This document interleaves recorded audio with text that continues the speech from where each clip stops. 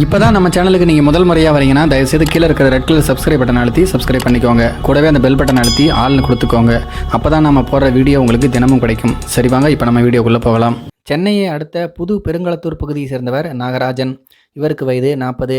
இவர் அரசு மருத்துவமனையில் ஆம்புலன்ஸ் ஓட்டுநராக பணிபுரிந்து வருகிறார். இவருக்கு மேற்கு மாம்பலம் அண்ணாமலை 3வது தெருவை சேர்ந்த 35 வயதான சரண்யா என்கின்ற பெண் சில வருடங்களுக்கு முன்பு முகநூல் மூலம் அறிமுகமாகியுள்ளார். ஒருவருக்கு ஒருவர் செல்போன் எண்களை பரிமாறிக்கொண்டு பேச ஆரம்பித்துள்ளனர். நாகராஜ் திருமணம் ஆகாதவர் என்பதால் சரண்யா தானும் திருமணம் ஆகாதவர் என கூறி பழகி வந்துள்ளார். இது நாளடைவில் காதலாக மாறியுள்ளது.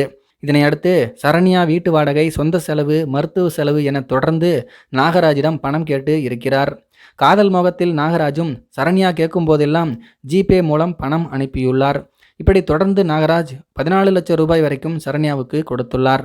இந்த நிலைமையில்தான் நாகராஜனுக்கு பணப்பிரச்சனை ஏற்பட்டதால் சரண்யாவிடம் கொடுத்த பணத்தை திரும்ப கேட்டுள்ளார். அப்போது சரண்யா பணத்தை கொடுக்காமல் ஏமாற்றி வந்திருக்கிறார். மேலும் நாகராஜனுடைய செல்போன் எண்ணையும் பிளாக் செய்துவிட்டார்.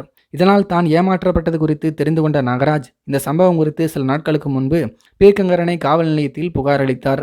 அதனையடுத்து வழக்கு பதிவு செய்த போலீசார் சரண்யாவுடைய செல்போன் எண் சிக்னலை வைத்து அவரை கண்டுபிடித்து காவல் நிலையத்துக்கு அழைத்து வந்து அவரிடம் விசாரணை நடத்தினர். அப்போது நாகராஜை ஏமாற்றிய சரண்யா சிறிது சிறிதாக பெற்ற 14 லட்சத்தையும் அவ்வப்போது ஆன்லைன் மூலம் ஓட்டலுக்கு சென்று சாப்பிட்டு செலவு செய்து விட்டதாக தெரிவித்துள்ளார். மேலும் அவருக்கு திருமணமாகி 2 பெண் குழந்தைகள் இருக்கிறார்கள் என்றும், மேலும் முகநூலில் தன்னுடைய இளவயது புகைப்படத்தை வைத்து நாகராஜை ஏமாற்றி உள்ளார் என்பதும் விசாரணையில் தெரிய வந்திருக்கிறது. போலீசார் அந்த பெண்ணை கைது செய்து தாம்பரம் நீதிமன்றத்தில் ஆஜர்படுத்தி தற்போது சிறையிலும் அடைத்திருக்கிறார்கள். என்ன ஒரு கொடுமை பாருங்க. இதை பற்றி உங்களுடைய கருத்துக்கள் என்ன அப்படிங்கிறது கீழே இருக்கிற கம்பாசில் தெரியப்படுத்துங்க. மேலும் இது போன்ற வீடியோக்களை பார்க்க நம்முடைய சேனலை சப்ஸ்கிரைப் பண்ணிக்கோங்க. நன்றி, வணக்கம்.